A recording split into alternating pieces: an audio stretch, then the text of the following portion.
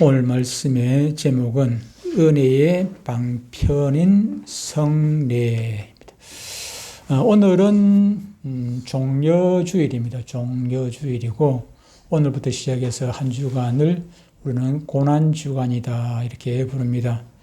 왜 종려주일이라고 하고 고난주간이라고 하나 하면은 예수님께서 인간으로 오셔서 33년간의 삶을 사셨고 또 그 중에서 마지막 3년간을 공생애를 사셨는데 그 마지막 마무리, 사역의 마무리를 하기 위해서 예수님께서 예루살렘 성으로 입성을 하시게 됩니다. 예수님께서 예루살렘 성으로 입성을 하실 때에 많은 무리들이 그 길가에 나와서 예수님을 환영을 합니다. 이때까지만 해도 많은 사람들이 예수님이 자기들이 기다리던 유대를 해방시킬, 그때 당시에 이제 식민지 않습니까? 로마 식민지로 있는 그 자기 나라를 해방시킬 그 메시아로 생각을 하는 사람들이 많이 있었어요. 그래서 예수님께서 그때 당시에는 슈퍼스타 아니었습니까? 최고의 스타였습니다. BTS보다도 더 인기가 많은 그런 분이었어요. 그때 당시로 봐가지고 수많은 사람들이 막 몰려다니고 예수님 가는 곳마다 그렇게 했죠. 그러냐면은 예수님 가는 곳 병도 고치고 여러 가지 이적도 행하시고 또 들어보니 또 말씀도 듣도 보도 못하는 처음 들어보는 그런 귀한 말씀들을 해주시니까 그들이 예수님을 따를 수밖에 없었죠. 그래서 예수님께서 입성하실 때 이제는 이제 우리 식민지가 끝났다. 그런 생각 가지고 예수님을 환영을 합니다. 근데 근데 왜 종려주일을 했나 하면은 그들이 예수님을 환영할 때 손에 들고 있었던 것이 종려나무 가지입니다. 종려나무는 여러분들이 다 아시는 나무입니다. 이 나무입니다. 이 나무. 예, 아시죠? 그죠? 종려나무, 대동초등학교도 가면 있죠. 그죠? 종려나무 있습니다. 이 종려나무 이 가지를 꺾어가지고 막 예수님을 그렇게 환영을 하고 그랬기 때문에 종려주일이다. 그렇게 부르고, 그러고 난 다음에, 예수님께서 이번 주간을 통해가지고 예수님께서, 붙잡히시고 십자가에 달려 죽게 되시지요. 목요일날, 세족식을, 예수님이 제자들 모아놓고 세족식을 합니다. 세족식을 하고, 그러고 난 다음에 또, 성찬식을 하고, 성찬식을 하고 난 다음에 겟세마네 동산에서 기도하러 가십니다. 기도하러 갈 때 몇 명 기도하러 갔습니까? 예수님까지 포함해가지고 12명이 기도를 하러 갑니다. 12명의 제자 중에 한 명은 빠졌습니다. 누가 빠졌습니까? 누가 빠졌겠어요? 가룟 유다가 당연히 빠졌겠죠. 가룟 유다는 지금 군병들, 예수님 잡아야 되니까 군병들 델로 지금 갔고 나머지 11명의 제자들을 데리고 예수님께서 나랑 같이 이제 기도하러 가자. 겟세마네 동산으로 가시고 11명 중에 8명은 올라갔다가 너들 위해서 기도해라. 내가 들어가서 기도할게 하면서 베드로, 야고보, 요한 세 사람을 데리고 또 기도하고 조금 더 갑니다. 더 가가지고 베드로, 야고보, 요한도 너 위해서 기도해. 내가 지금 고민이 돼서 죽겠다, 지금 내가. 십자가 질라니까 고민이 된다, 내가. 지금 죽을 지경이다. 나를 위해서 기도해도. 그러면서 3명을 기도하라 하고. 베드로, 야고보, 요한은 항상 좀 잘 데리고 다니십니다, 예수님께서. 기도하라 하고. 예수님께서 돌 하나 떠질 만큼 떨어져서 이제 기도를 하십니다. 기도를 하고, 와서, 좀 기도하다 와서 보니까 베드로, 야고보, 요한이 세 사람이 열심히 기도를 하는 것이 아니고 열심히 주무시고 있어요. 굴꿀잠을 자고. 그래서 야들아 좀 일어나 기도해라. 깨어 기도해라. 예, 알겠습니다. 주님 기도하겠습니다. 우리가 막 피곤해가지고 그랬습니다. 기도하겠습니다. 또 가서 또 기도하고 와서 보니까 또 쿨쿨 자고 있는 거라 쿨쿨 자고 있어요. 야들아 지금 뭐하노? 기도하라 했는데 뭐하노? 마음은 원이로 돼 육신이 연약하도다. 그렇죠. 기도하고 싶은 마음은 굴뚝 같은데 그 기도가 그게 쉬운 게 아니죠. 그죠? 또 굴굴 자고 있어. 그래서 깨어가지고 또 기도하러 가고 또 가서 또 갔다 오보니까 또 굴굴 자고 있어. 아이 주님 또 기도하겠습니다. 아니다 이제 기도 그만해야 된다. 나 잡으러 왔다. 그래서 이제 가룟 유다가 군병들 데리고 와가지고 예수님을 잡게 되지요. 그날이 목요일 밤입니다. 목요일 밤. 그리고 목요일 밤부터 붙잡혀가지고 이리저리 시달리고 엄한 수모를 다 당하고 그냥 육신적으로 그냥 뭐 찔리고 뭐 그런 정도가 아니고 뺨 맞고 뭐 그런 정도가 아니고 막 침까지 막 받고 옷도 다 찢어버리고 그런 엄청난 수모를 당하시고 결국에는 십자가를 자기가 짊어지고 그렇게 골고다 언덕을 올라가셔서 거기서 십자가에 달리시고 오후 3시에 3시쯤 운명을 하게 되십니다. 그래서 이번 주 중에 그런 일들이 있기 때문에 우리는 고난주간이라고 우리는 부르게 되는 것입니다. 지난 주일에 우리는 하나님께서 우리에게 베풀어 주신 은혜의 방편, 지금 제목이 은혜의 방편이죠, 그죠? 은혜의 방편 세 가지가 있다고 얘기를 했어요. 세 가지가 뭐였습니까? 은혜의 방편 세 가지. 첫 번째, 지난주 설교한 게 뭐였어요? 은혜의 방편 첫 번째, 말씀이었죠. 지난주에 말씀과, 주부 뒤에도 있어요. 오늘은 없구나. 지난주 주부에 나와있죠. 말씀과 성례와 기도라고 얘기를 했어요. 지난주에는 말씀에 대해서 우리가 말씀을 들었고, 오늘은 성례에 대해서 말씀을 듣고, 다음 주는 부활주일이라서 조금 다른 설교를 하고, 그 이어가지고, 기도에 대해서 몇 주간에 걸쳐서 말씀을 듣도록 하겠습니다. 성례라고 하면은, 성례라고 하면은 두 가지가 있습니다. 성례에는 세례와 성찬이 두 가지가 있지요. 세례와 성찬이 있는데, 이 시간에는 예수님께서 받으신 세례, 예수님께서 하신 그 성찬에 대해서, 제정하신 성찬에 대해서 말씀을 듣도록 하겠습니다. 예수님의 세례는, 예수님께서 육신적인 나이 30세, 예수님의 진짜 나이는 없죠, 그죠? 예수님이 역사의 주인공인데, 세상 주인공이 시간을 예수님께서 만드셨는데 예수님의 나이가 있을 수가 있겠습니까? 시간이 시작되기 전부터 예수님이 계셨으니까 예수님의 진짜 나이는 없습니다. 그런데 육신적인 나이, 예수님께서 이 땅에 오신, 육신으로 오신, 사람으로 오신 그 육신적인 나이로 30세 되던 그 해에 세례를 받으셨고, 그리고 33세 되던 해에 성찬을 제정하시고 베푸시고 그날 밤에 잡히시고 그 다음날 돌아가시게 되지요. 먼저 예수님의 세례에 대해서 살펴보도록 하겠습니다. 예수님의 세례가 무슨 의미가 있는가 하는 것입니다. 예수님의 세례는 인생의 죄를 해결해 주시기 위한 것이다 하는 것입니다.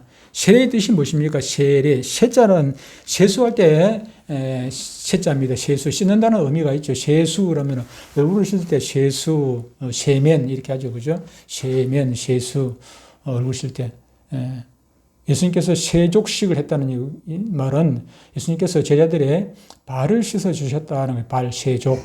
그래서 세자라는 말은 씻는다는 뜻을 가지고 있습니다. 다시 말하면 세례의 뜻은 인간의 모든 죄를 씻고 새 사람이 되겠다는 그런 마음과 다짐과 결심을 가진 사람이 성부와 성자와 성령의 이름으로 받는 죄 씻음의 예표가 되는 기독교의 가장 기본적인 그런 예식이라고 할 수가 있습니다.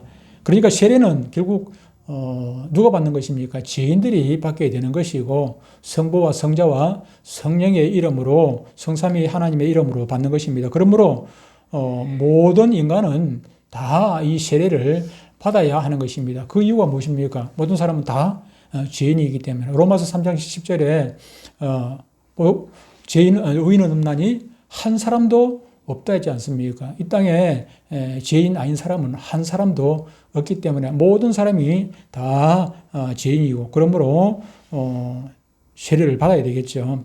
그렇다면은 죄인들이 받는 이 세례를, 예수님은 죄가 있습니까? 없습니까? 예수님은 죄가 없으신 분 아니십니까? 죄인들이 세례를 받아 죄 씻음의 표니까.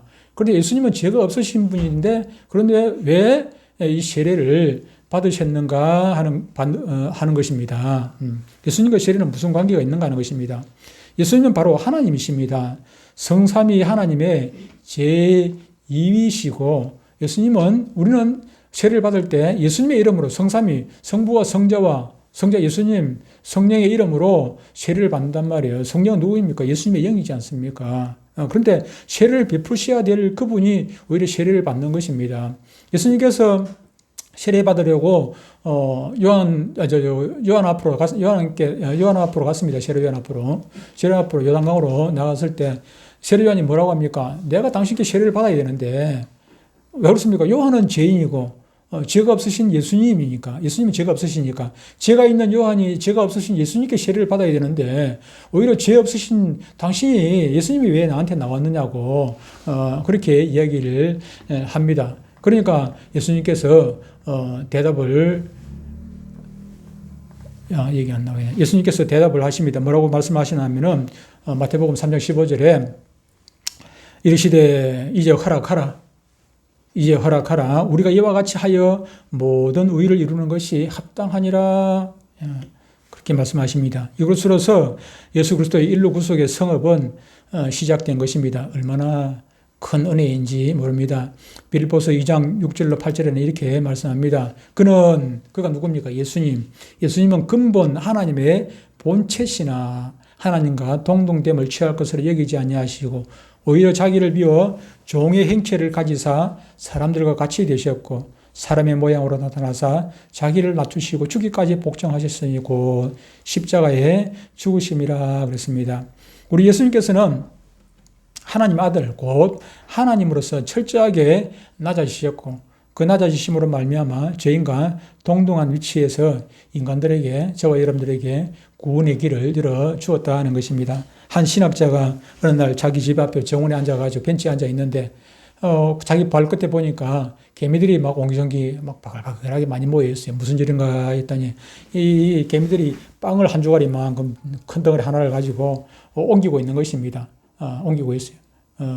혼자서 옮기는 것이 한 마리가 옮기는 것이 아니라 막 덩치가 크다 보니까 여러 마리, 수십 마리가 붙어가지고 먹이를 옮기고 있습니다. 옮기고 있는데 옮겨가다가 이 문제가 생겼어요. 앞에 큰 산맥이 그냥 걸쳐 있는 것입니다. 그러다 보니까 산비탈이 올라가다가 뚝 떨어지고 실패를 자꾸 하는 것이거든요.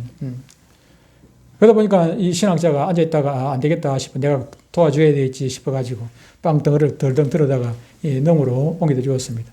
자기 개미집이 있는 데로 옮겨서 주었어요. 어떻게 되겠습니까? 개미가 좋아했겠습니까? 안 좋아했겠습니까? 개미들이 그냥 깜짝 놀래가지고 혼비벼서 뭐 시커먼 게 와가지고 그냥 자기들이 들고 가는 그 빵 조각을 그냥 덜렁 들고 가버리거든요. 깜짝 놀래가 전부 다 도망을 갔더라 하는 것입니다. 그 모습을 보면서 신학자가 생각했습니다. 내가 이 개미들을 도와주기 위해 가지고는 사람의 모습으로 도와주기가 어렵겠구나. 저들의 친구가 돼주고 저들의 마음을 이해를 해주고 그러기 위해 가지고는 내가 개미가 되지 않고서는 저들의 마음을 제대로 내 마음을 저들에게 전달해 줄 수가 없겠구나. 진정한 도움을 줄 수 있겠구나 하는 것을 깨달으면서 예수님께서 십자가 지신 그 모습을 어렴풋이나 100% 이해할 수는 없지만 사람이 어떻게 그걸 100% 이해하겠습니까만은 어렴풋이나 어느 정도 이해를 하게 되어졌다 하는 것입니다. 예수님의 세례 받으시면 바로 이런 맥락에서 생각해 볼 수 있습니다. 철저하게 그것도 가장 밑바닥까지 낮아지셔서 그 당시 바리새인들과 사두개인들인 자기들은 죄인이라고 생각합니까? 자기들은 의인이라고 생각하기 때문에 세례를 받을 필요가 없다고 생각하는 것이죠. 세례 받기를 거부했던 그런 사두개인들, 바리새인들, 그와 반대로 오로지 자기를 죄인이라고 인정하는 죄인들, 또 뭐 창기들, 세리들 이런 사람들만 나와가지고 가난하고 헐벗고 굶주리고 그런 사람들만 나와가지고 이렇게 세례를 받고 그렇게 했지요. 그 자리에 예수님께서 그렇게 낮은 자리에 예수님께서 나오셔서 세례를 받으셨던 것입니다. 오늘 우리는 죄인이 아니면서 자기를 가장 큰 죄인으로 낮추셔서 순전히 우리를 위해서 세례 받으신 그 주님의 뜻과 주님께서 받으신 그 세례의 목적을 잘 살려서 아까 빌립보서 2장 우리가 여기 읽었습니다만은 겸손한 모습, 예수님께서 하나님이시면서 겸손하게 이렇게 죄인의 모습을 오신 것처럼 우리들도 겸손하게 또 경건한 마음으로 그리고 간절한 마음으로 예수님의 세례에 동참하는 우리가 뭐 이미 세례를 받았습니다만은 동참하고 그 뜻을 우리가 이루어가는 그런 저와 여러분들 되어야 할 것입니다. 두 번째로 생각할 것은 첫 번째는 예수님의 세례는 인생의 죄를 해결해 주시기 위한 것이다. 두 번째는 예수님의 세례는 예수님의 모든 의를 이루기 위한 것이다. 하나님의 모든 의를 이루시기 위한 것이다. 모든 의라는 것이 무엇이겠습니까? 모든 옳은 것, 그 이상의 의미를 지니고 있습니다. 다시 말하면은 사람들을 구원하시려고 하시는 하나님의 모든 뜻, 모든 방법을 말하는 것이고, 그리고 그 모든 것에 순종하는 예수님의 그 행위, 그리고 우리 모두의 행위를 말하는 것입니다. 우리 주님께서는 그 자신이 하나님이시면서도 완전한 인간이셨기 때문에 그의 모든 삶이 하나님의 의를 이루기 위한 그 일생이 희생적인 그런 삶을 사셨습니다. 순종하심으로 동정녀 하나님이신 그분께서 순종하심으로 하나님의 말씀에 순종하심으로 동정녀 마리아의 몸으로 이 땅에 인간으로 태어나셨고, 그리고 오만 고초를 가난하게 그의 일생도 얼마나 가난하게 사셨습니까? 목수의 아들로서의 삶을 일생 동안 사셨으니까 그렇게 가난하게 사셨고, 또 모든 고초를 그렇게 당하시면서 예수님께서 다니시면서 그렇게 복음을 전파하고 병 고치고 그렇게 할 때 어떻게 그냥 대우받고 그렇게 하신 것도 아니지 않습니까? 그렇게 먼 길을 요즘 같으면 자가용 타고 다니면 되겠지만 그때 걸어 다니시고 얼마나 고생을 많이 하셨겠습니까? 그러면서 많은 사람들부터 손가락질을 받고 지인들과 같이 밥 먹고 논다고 얼마나 손가락질을 받고 그렇게 멸시를 받으셨습니까? 그렇게 멸시를 받고 마지막에 결국은 십자가에 달려 죽으시고 낮은 자까지 내려가시고 무덤에서 3일 동안 있다가 부활하시고 성천하시고 모든 것이 이 땅에 오시고 다시 성천하실 때까지 모든 것이 다 아버지 하나님께 순종하는 그런 삶을 사셨습니다. 왜 그렇게 순종하셨습니까? 오직 죄인들을 구원하시겠다는 하나님의 의를 이루시기 위한 것이었습니다. 바로 이런 하나님의 의를 이루기 위한 순종의 모습이 바로 세례 요한으로부터 세례를 받는 그 시점으로부터 시작이 되어진 것입니다. 그리고 이런 하나님의 의는 예수님께서 십자가에서 운명하시면서 다 이루었다 말씀하시면서 그것으로 이루게 되는 것입니다. 십자가에서 7마디 말씀을 하셨습니다. 십자가에 달리셔서 7마디 말씀을 하셨는데 그 중에 맨 마지막 말씀이 아버지여 내 영혼을 아버지 손에 부탁하나이다 하는 말씀이었고, 그 앞에 6번째 말씀이 다 이루었다 하는 그런 말씀인 것입니다. 오늘날 우리들의 세례가 바로 이런 것이어야 합니다. 세례를 통하여 내 죄의 회개의 의지를 나타내며 사심의 예표를 받는 것은 오직 새로워진 나를 통하여 하나님의 뜻을 이루어 드리기 위함이라는 내 목표가 설정되어야 할 것입니다. 그리고 이 세례를 통해서 우리 역시도 진정한 천국의 백성이 되었다는 사실을 확인해야 하겠습니다. 예수님께서 세례 요한으로부터 세례를 받으시고 물 위로 올라오실 때 하늘에서 음성이 들려옵니다. 이는 내 사랑하는 아들이요 내 기뻐하는 자라는 성부 하나님의 음성이 있었습니다. 하나님의 공식 선포가 있었죠. 이것은 우리 주님이 하나님이심을 분명히 입증해 주는 것이고, 동시에 그런 예수 그리스도를 믿는 우리 역시 천국 백성님을 알려주고 있습니다. 고린도전서 12장 13절에 이렇게 말씀합니다. 우리가 저와 여러분들이 유대인이나 헬란이나 종이나 자유인이나 다 한 성령으로 세례를 받아 한 몸이 되었고 또 다 한 성령을 마시게 하셨느니라 라고 말씀을 주고 있습니다. 여기서 한 성령님으로 세례를 받아 한 몸이 되었고 그랬습니다. 한 몸이 되었고, 우리는 예수 그리스도와 한 세례를 받았으니까 예수님께서 받으신 그 성령 그 세례를 우리도 저와 여러분도 똑같이 받았으니까 우리와 예수님이 한 몸이 되었다는 것입니다. 하나가 되었다는 것입니다. 우리 역시 하나님의 백성, 천국 백성이 되었다는 것을 바로 세례를 받음으로 통해서 세례의 의미가 거기에 있다는 것입니다. 이 부분에 대하여 바울 신학에서는 세례는 앞으로 재림하실 예수 그리스도를 맞이할 우리는 신부로서 약혼자가 되었다. 약혼식 같은 것이라고 그렇게 이야기를 하는 것입니다. 바울은 우리를 늘 신부라고, 예수님은 신랑이고 우리는 신부라고 이야기를 하죠. 그죠? 우리를 신부로 묘사를 많이 하고 있는데, 더 정확하게 말하면은, 천국 혼인잔치는 나중에 우리가, 성천하고 난 다음에, 부활하고 난 다음에, 휴거하고 난 다음에, 그 뒤에 이루어지게 되겠지만은, 그러니까 지금은 우리는 이미 혼인을 약속해 놓은 그런 사이라, 예수님과 우리 사이에서는. 그러므로 우리는 이미 약혼한 사이다. 그렇게 보는 것이죠. 그래서 우리가 약혼한 신부기 때문에 지금 혼인 날짜를 정해놓고 있는 신부가 늘 어떻게 생각합니까? 그 머릿속에는 늘 신랑만 생각해요. 신랑만 생각해요. 자기 남편 될 그 신랑만 생각하고 오직 신랑만 사모하고 사랑하고 있어야 되는데, 우리가 이 땅에서 살면서 예수님보다 더 좋아하는 것이 있어야 되겠습니까? 그래서 이 세례라는 의미가 바로 우리가 혼인 이식을 앞두고 있는 약혼식과 같다는 것을 기억을 해야 합니다. 하나님 백성됨의 확인으로서 세례에 참으로 귀중한 것입니다. 세례교회는 이로써 한층 더 믿음의 확신을 갖게 되고 성도로서의 합당한 생활을 생각하게 되고 또 세례인으로서의 힘이 생기게 되는 것입니다. 갈라디아서 3장 27절에는 이렇게 말씀하고 있습니다. 27절, 28절에 누구든지 그리스도와 합하기 위하여 세례를 받은 자는 그리스도로 옷 입었느니라.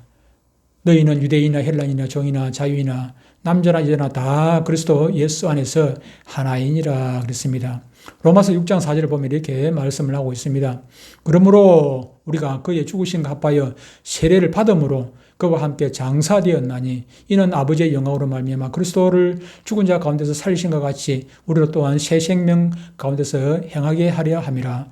세례를 받음으로 예수님과 우리가 하나가 되고 하나가 됨으로 말미암아 예수님의 죽으심이 나의 죽으심이 되고 예수님의 부활이 나의 부활이 되고 예수님의 영광이 나의 영광이 된다 하는 것입니다. 세례를 통해 가지고 예수님 받으신 그 세례를 우리가 받음으로 말미암아 우리가 하나가 되고 예수님의 영광이 우리가 원하는 것은 예수님의 영광을 우리가 같이 누리는 것 아니겠습니까? 예수님과 같이 동거동락하고 사는 것 아니겠습니까? 그러기 위해서는 우리가 예수님과 하나가 되어야 되는 것입니다. 제 아내가 우리 집 사람이 나하고 같이 사는 조건은 무엇입니까? 나하고 같이 살 수 있는 조건은 나와 부부가 되는 것, 나와 부부가 됨으로 나와 같이 살 수가 있는 거 아니겠습니까? 한 집에 같이 사는. 마찬가지로 우리가 예수님이 계신 천국에 같이 살기 위해 가지고는 예수님과 부부가 돼야 돼. 예수님과 하나가 되어야 되는 것이죠. 예수님과 남남인데 우리가 예수님이 집 천국에 어찌 우리가 들어갈 수 있겠습니까? 예수님과 나와 관계 한 가족이 되어야 돼. 부부가 되어야 돼. 그러기 위해 가지고 이 세례를 받는 것이다 하는 것입니다. 주님의 세례는 여기까지 하고 성찬에 대해서 잠시 말씀을 또한 듣겠습니다. 세 번째가 은혜병편인 성례에서 세 번째가 이제 성례에 가는 건데 예수님의 세례는 그의 성찬으로 완성하셨다는 것입니다. 예수님은 자신이 세례 받으실 때에 하나님의 그 뜻과 자신의 결심과 사명 따라 그야말로 늘 세례에 합당한 삶을 사셨고 또 자신이 세례받으신 그 대목적을 완성하기 위하여 스스로 성찬 예식을 제정을 하시고 그 길로 십자가를 향하여 가셨습니다. 그러므로 주님은 자신의 세례를 자신의 성찬으로 그렇게 완성하신 것입니다. 우리 주일학교 전에 나오던 아이 중에서 예찬이가 있고 성찬이가 있어요. 쌍둥이가. 참 이름은 잘 지었죠. 그렇죠? 예달미. 큰딸이 예담이고, 큰아들이 찬양이고, 그 밑에 쌍둥이가 예찬인데, 그런데 좀 많이 그 집안이 이제 풍지박산이 나가지고 많이 어렵게 돼 있어요. 성찬이, 예찬이 한 번씩 길가에서 만나는데, 교회도 안 나가고요. 좀 그냥 참, 이름은 잘 지어야 되겠지만은 참, 관리를 잘해야 돼요. 되는데, 참 안타까운 마음이 있습니다. 세례 다음으로 오는 것은 주님의 성찬입니다. 성찬식은 세례받은 자가 참여하여 행하는 예식으로서 예수 그리스도께서 우리를 위하여 십자가에 죽어주신 것, 곧 그의 찢기신 살과 흘리신 피를 기념하여 그의 죽으심에 동참하는 예표적 행위가 됩니다. 세례가 없는 자에게 성찬이 있을 수가 없고 세례가 있는 자에게 성찬이 없을 수가 없는 것이죠. 그러고 보면 우리는 주님처럼 죽기 위해서 이 육신이 죽고서 내 신령한 영혼이 살고 또 내 영혼까지 다 바쳐서 하나님의 무사랑을 전하는 생명을 구하기 위해서 세례를 받는 것이고, 그것이 주님의 성만찬을 통해서 그 결정체가 드러나야 하는 것입니다. 세례가 우리 인간에게 주는 의미와 그 효과가 말로 다할 수 없는 만큼 주님의 성찬 또한 고귀하고 참으로 거룩한 것입니다. 주님의 십자가는 고통의 상징이고 죽음의 상징 아니겠습니까? 그 고통과 죽음은 희생을 위한 것이고 대속을 위한 것입니다. 주님의 그 고통, 그 희생의 죽으심이 있었기 때문에 오늘 저와 여러분들이 살아 있는 것입니다. 주님의 성찬의 떡과 잔을 분별 없이 받는 자는 오히려 주님의 몸을 범하는 자가 된다, 그렇게 말씀을 하고 있습니다. 그러므로 이번 한 주간 다음 주에 우리가 성찬식을 하게 되고, 성찬식에 앞서가지고 그 학습식을, 세례식은 없습니다만은 세례받을 사람은 없고 학습식을 하고, 이번에 학습을 받는 세 분은 가을 11월 달에 세례식을 받게 됩니다. 그때 되면 세례를 받게 되면 그때부터 성찬식에 참여를 하게 됩니다. 그러므로 우리가 세례를 받은 사람이나 세례를 받지 않은 사람이나 성찬식에 다음 주에 참여를 하지를 못한다 할지라도 우리가 이번 한 주간 이 세례의 의미를 바르게 깨닫고 또 성찬의 의미를 바르게 깨닫고, 미리 제가 한 주간 전에 미리 말씀을 드리는 것은 이번 한 주간 정말로 우리가 1년 내도록 죽을 때까지 우리가 경건하게 살아야 합니다만은, 특별히 이번 한 주간만큼은 더 우리가 마음을 단독히 하고 경건하게 사시라는 것입니다. 이번 한 주간에는 아무리 술이 먹고 싶더라도 좀 참으시고 이번 한 주간은 그렇게 지금 예수님께서 내일 모레 곧 지금 십자가에 달려가지고 지금 우리를 위해서 지금 십자가에 달려 죽으신 그날을 기념하는 날인데 우리가 희덕거리고 웃고 즐기고 술 마시고 그래서야 되겠습니까? 주님의 그 고난에 동참하는 사람이 되겠습니까? 부모는 지금 아파가지고 좀 암이 걸려가지고 내일 모레 죽겠다 하는데 그 자식이 지금 술 마시고 띵강대로 놀고 즐겁게 놀면 그 자식이라고 할 수가 있겠느냐, 그 말입니다. 저와 여러분들이 이번 한 주간 정말로 경건하게 사셔야 합니다. 그것이 주님의 십자가 죽으심에 조금이라도 동참하는 그런 그것을 의미를 깨닫고 같은 마음으로 사는 것이 되는 것입니다. 그러므로 이번 한 주간 여러분들이 어디서 무엇을 하든 간에 이번 한 주간이 고난주간이라는 것을 기억하고 경건하게 사시고 돼서 다음 주 경건한 마음으로 성찬에 참여하시기를 바랍니다. 이렇게 참된 마음으로 주님의 성찬에 참여하는 자만이 성찬이 주는 놀라운 은혜를 체험하게 되는 것입니다. 이번 한 주간 정말로 여러분 모두가 주님의 이 고난에 동참함으로 말미암아 주님의 고난에 동참하지 아니하고서는 주님의 영광도 여러분들이 받아 누릴 수가 없다는 걸 기억하고 주님의 고난에 동참하고 경건하게 사심으로 다음 주 정말로 의미 있는 성찬 예식이 될 수 있게 되기를 주의 이름으로 축원합니다. 기도하겠습니다.